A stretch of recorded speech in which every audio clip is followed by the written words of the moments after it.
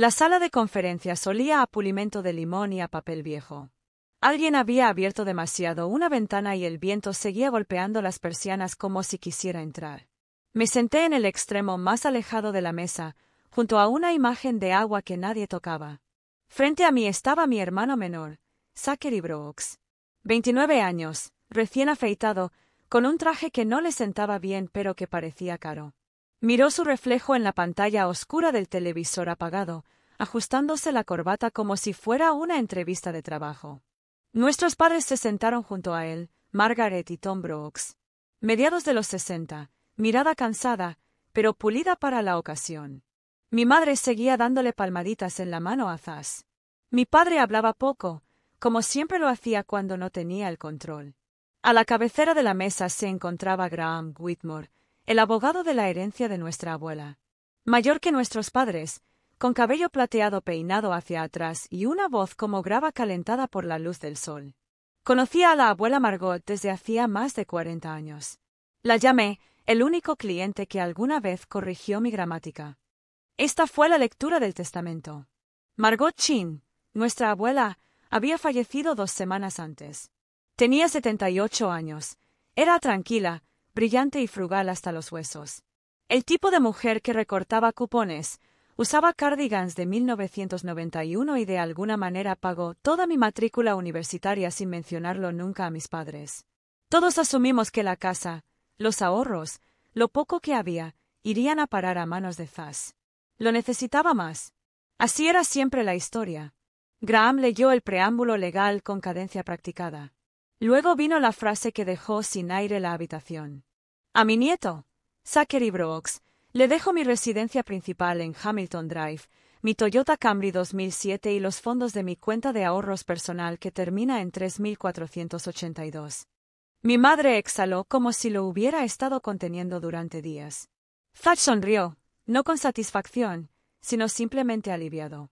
Se reclinó ligeramente hacia atrás, como si la vida finalmente le hubiera arrojado un hueso. Luego llegó mi turno. Graham se ajustó las gafas. A mi nieta, Elena Brooks. Se detuvo demasiado tiempo. Dejó $1 estadounidense y mi amor eterno. Eso fue todo. No hay pausa después. Sin explicación. No hay cláusula de excepción.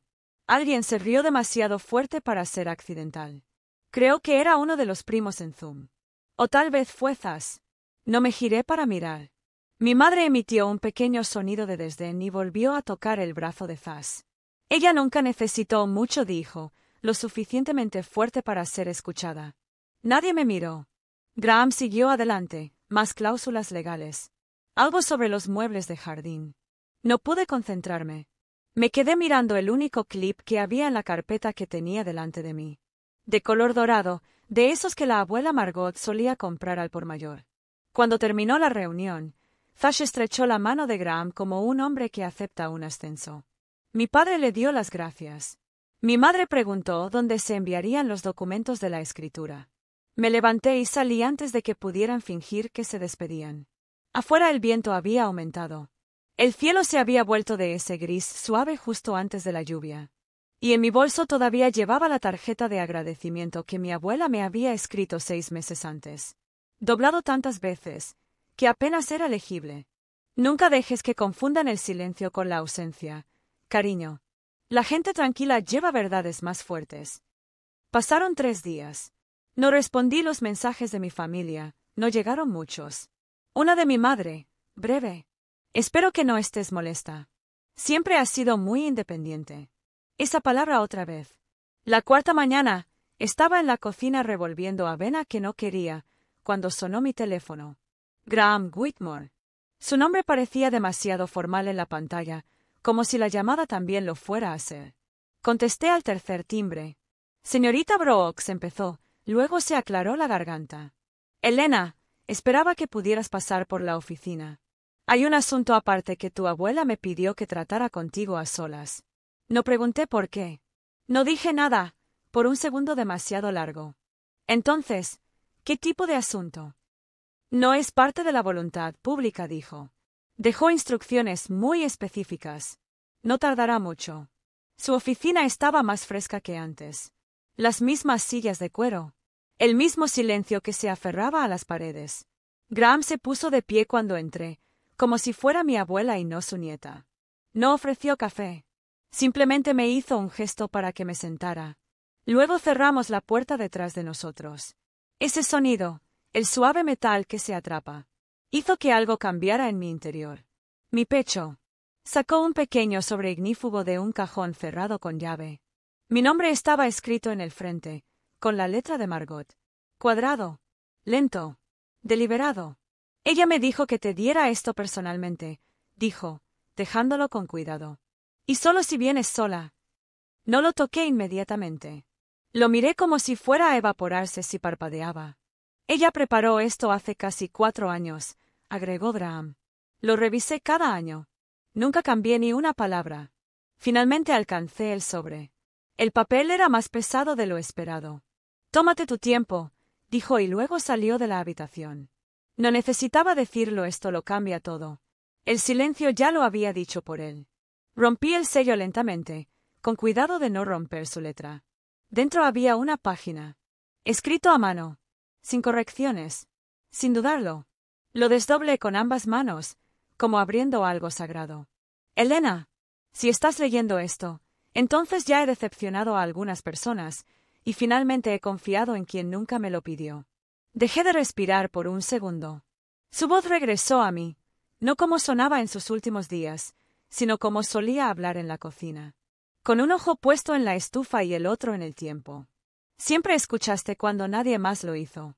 Recordaste que interruptor de luz se atascó. Aprendiste a hacer masa de tarta con tus manos, no con una máquina.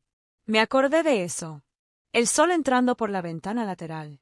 Ella me mostró cómo prensar la masa, sin alargarla demasiado. Ella solía decir: la gente se apresura cuando no confía en el resultado. Cuando tenía 23 años, me mudé a Ginebra. Le dije a la familia que era traductor. Lo que no dije fue que traduje informes financieros. Para personas que nunca usaron sus nombres reales. Parpadeé. Ginebra siempre había sido un borrón en sus historias. Una ciudad hecha de nieve y bufandas suaves.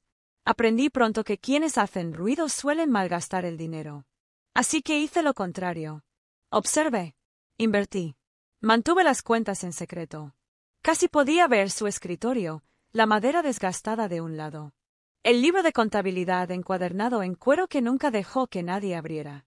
La cuenta en Suiza contiene actualmente aproximadamente 4,2 millones. Usted es el único beneficiario. Dejé de leer. Deje el número ahí. No te hundas, solo espera. No encontrarás esta cantidad en ningún documento de la lectura de la semana pasada. Está guardado en un fideicomiso que creé fuera del patrimonio, por una razón que no entenderían. Dirían que no necesitas nada. Pero te he visto dar cuando nadie te dio a cambio. He visto cómo trabajas, cómo desapareces para mantener la paz. Exhalé, sin darme cuenta de que había estado conteniendo la respiración. Ella lo había visto. Todo ello. Sin decirlo jamás. Nunca fuiste invisible, Elena. Simplemente miraron con los ojos equivocados. En la parte inferior estaba su firma.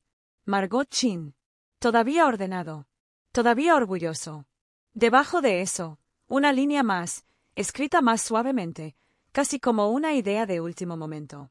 Deja que este dinero haga por los demás lo que tú siempre has hecho. Haz espacio en silencio. Doblé la carta hacia atrás a lo largo de los pliegues. No porque ya terminé, pero porque no estaba listo para leerlo de nuevo. La habitación todavía estaba vacía. Tranquilo. Pero no me sentí solo. Caminé hacia mi coche con la carta todavía en la mano. No lo puse en mi bolso. No lo volví a doblar. Simplemente lo sostuvo, arrugado y en silencio, como si aún pudiera estar tibio por sus manos. El sol estaba afuera, pero el cielo tenía ese aspecto opaco y sobreexpuesto.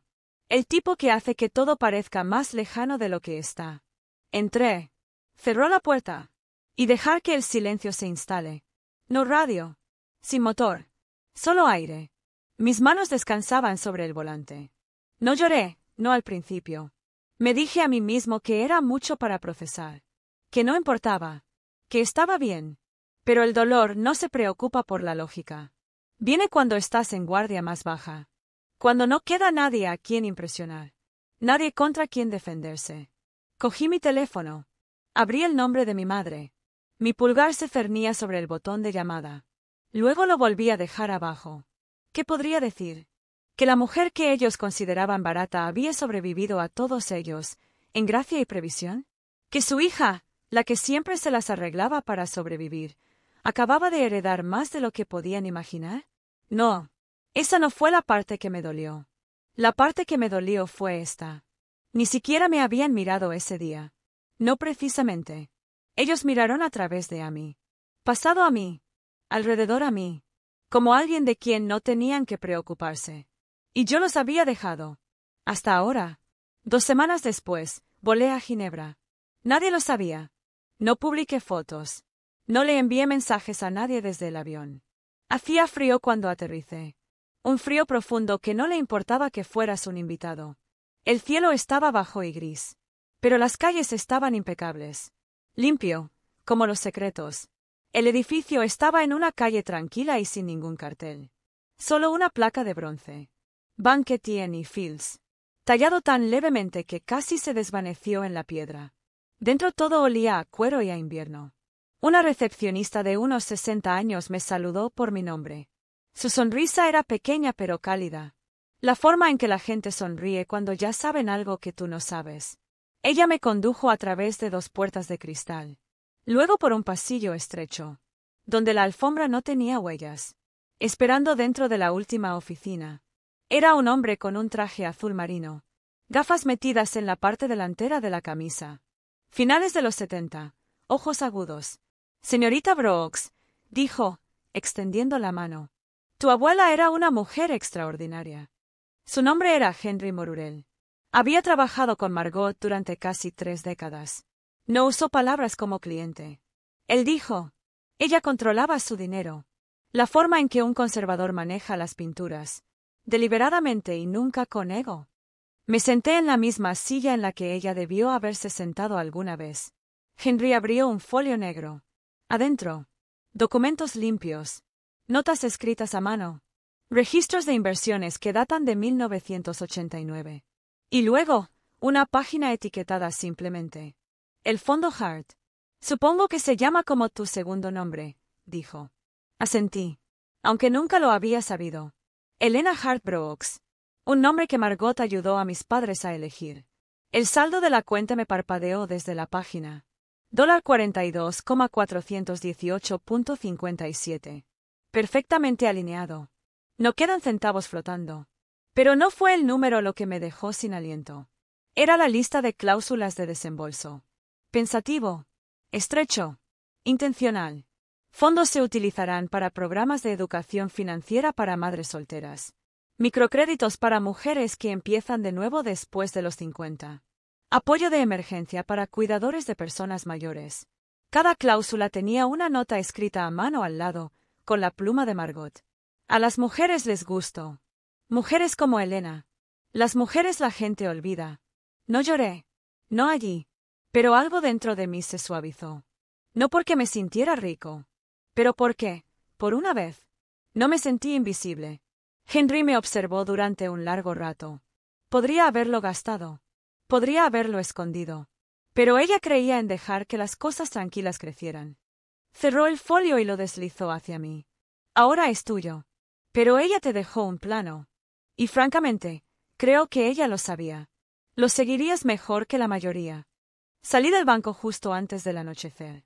Ginebra era pálida y dorada. Sumergido en la luz del lago. El aire olía a pan y a pino. Me quedé en la esquina frente al agua. Carta todavía en mi abrigo. Folio en mi bolso. No hay celebración. Sin champán. Solo la emoción silenciosa. De ser confiable. La invitación llegó por mensaje de texto grupal. Inauguración de la casa de Zas. Ven a ver las mejoras. Cara sonriente, casa con jardín, lanzador de serpentinas. Sin puntuación. De nuestra madre. Solo emojis y un pin de ubicación. Me quedé mirando la pantalla durante un minuto. Luego coloqué el teléfono boca abajo sobre el mostrador. No había hablado con ninguno de ellos desde la lectura del testamento. Pero algo dentro de mí necesitaba irse. No a ser visto. A ver. La nueva casa de Thash era la antigua casa de nuestra abuela. Las mismas persianas. El mismo porche. Pero ahora había luces de cadena. Y un altavoz Bluetooth cerca de la puerta. El aire olía a velas compradas en la tienda. Y aperitivos para microondas. Entré sin llamar. Al principio nadie se dio cuenta. Nuestra madre estaba junto a la isla de la cocina, colocando cubitos de queso.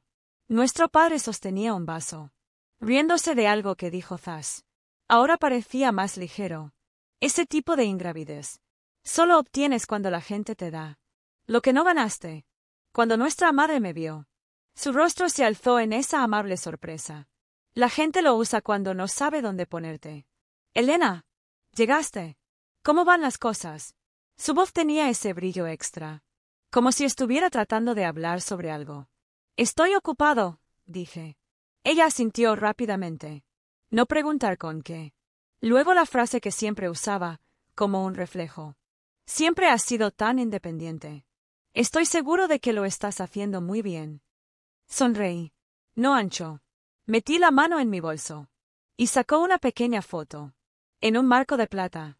Margot, de pie frente al banco en Ginebra, llevando su abrigo gris, sosteniendo su bolso con ambas manos, como siempre lo hacía en las fotografías.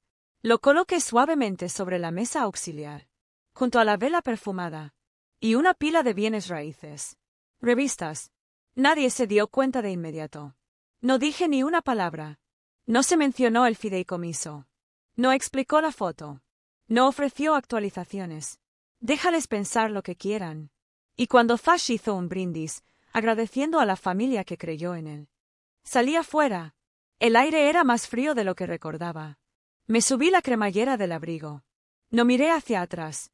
La oficina no tenía nada de especial. 2 habitaciones encima de una lavandería. Una ventana que se atascó cuando llovió. Alfombra beige que alguien había intentado hacer parecer intencional con una alfombra. Pero la puerta tenía mi nombre. Chinart Financial. Mentón para Margo. Ciervo por el segundo nombre que me dio. Aunque nadie en mi familia lo usó nunca. Preferían nombres sencillos. Bordes a los que podían aferrarse. No le conté a nadie de la familia sobre el negocio. No por despecho. Simplemente no había espacio en su comprensión para lo que estaba haciendo. Y tal vez ese era el punto. La primera persona a la que ayudé fue una mujer llamada Lorraine. 61 o recientemente viudo. A 5 años de la jubilación. Y ahogándose en la deuda médica de su difunto marido. Ella lloró en mi oficina. Cuando se dio cuenta de que no tenía que vender su coche. Dijo que era la primera vez que alguien le mostraba una hoja de cálculo que podía entender. La segunda fue Camille. Una ex camarera que crió sola a 2 niños. Y nunca abrió una cuenta de ahorros. Porque, como ella dijo, ¿qué ahorro? Empezamos con $30. 6 meses después, tenía guardados $1,100. Y una sensación de calma que dijo no había sentido desde 1998. No tomé fotografías. No publiqué testimonios. Sin transformaciones de antes y después. No se trataba de marketing. Se trataba de lo que sucede silenciosamente. Cuando nadie te pide que demuestres lo que vales. Guardé la carta de Margot en el cajón de mi escritorio. Algunos días, cuando sentí la pequeñez del espacio, o la lentitud del progreso, releí el último párrafo. Deja que ayude a gente como tú. Chicas tranquilas que nadie cree que estén mirando. Nunca se trató solo de dinero. Se trataba de ofrecer opciones. Y el tiempo. Y un camino a seguir que no requería permiso. Una noche, después de que todos se habían ido, me quedé junto a la ventana de la oficina, mirando las luces de la lavandería parpadear abajo. Pensé en Margot, doblando su dinero en silencio. Pensó en que nadie nunca le preguntó por qué vivía como lo hacía. Simplemente lo asumieron. Pienso que eso fue lo que la hizo elegirme. No porque lo necesitara, pero porque había comprendido su necesidad. No ser visto como necesitado. La gente siempre piensa que el legado es ruidoso. Una estatua. Una placa. Un ala de un hospital. Pero a veces, es una hoja de cálculo explicada lentamente. Un pase de autobús cubierto. Una llamada a altas horas de la noche respondida sin juicio. A veces, el legado es aquello que nadie aplaude. Y yo estaba bien con eso. Pasó un año. La alfombra de la oficina todavía estaba enrollada en la esquina. La ventana todavía se atascaba cuando llovía. Pero el calendario en la pared estaba lleno. Nombres. Registro de entrada. Segundas oportunidades. Escrito a lápiz. Y entintado lentamente. Un viernes por la tarde, Lorraine vino a visitarnos. Con una tarjeta de agradecimiento y una hogaza de pan de plátano. Llevaba un lápiz labial que no combinaba del todo con su suéter. Y sonrió como quien ha aprendido a respirar de nuevo. Ella me entregó un trozo de papel doblado. Una carta mecanografiada. Es el correo electrónico que envié para cancelar el plan de pago del cobrador de deudas. Ella dijo. Me tomó 3 intentos presionar enviar. Pero lo hice. Asentí. No dije mucho. Simplemente deja que el momento llegue. Antes de irse, se detuvo en la puerta. Tu abuela, dijo. Debió haber sido alguien. Miré el marco de fotos que estaba en mi escritorio. El de Margot, de pie frente al banco en Ginebra, llevando ese abrigo gris, sosteniendo su bolso con ambas manos. Ella todavía lo es, yo dije. Más tarde esa noche, después de que todos se habían ido, saqué la tarjeta que Margot me había escrito una vez, el que llevé a la lectura del testamento, doblado demasiadas veces. Leí de nuevo la última línea. En silencio. A nadie. Nunca dejes que confundan el silencio con la ausencia, cariño. La gente tranquila lleva verdades más fuertes. Sonreí. Luego apagué la luz. Y cerró la puerta detrás de mí. Si alguna vez te han dejado fuera, porque pensaron que no necesitabas más, tal vez lo entiendas.